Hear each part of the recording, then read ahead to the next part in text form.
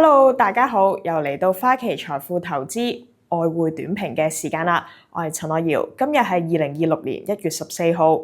上週五公佈嘅美國12月非農新增職位為5萬個，低過市場普遍預期嘅7萬個，但係失業率意外咁由4.6%跌至4.4%。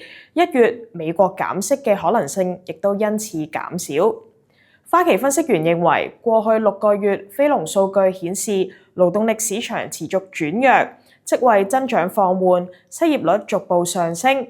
花旗分析員繼續預計當局今年或者一共減息75個基點，或者會喺3月、7月同埋9月份各減息25個基點。而2026年匯市或者可以留意紐元。花旗分析員預期紐西蘭央行過去減息超過300個基點，將會提振經濟，而軟性數據亦都顯示改善嘅跡象。紐西蘭環球經濟增長將展現韌性，預料2026年同埋2027年或者分別按年增長2.7%同埋2.8%。0至3個月同埋6至12個月紐元對美元目標為0.58同埋0.59。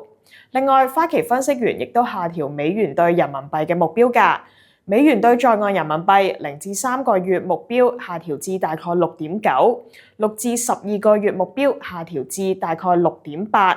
人民幣國際化同埋中國緩和同環球其他地區貿易緊張嘅關係，可能支持人民幣繼續走強。外匯結算嘅資金流由負轉為正，似乎亦都反映市場支持人民幣嘅取態。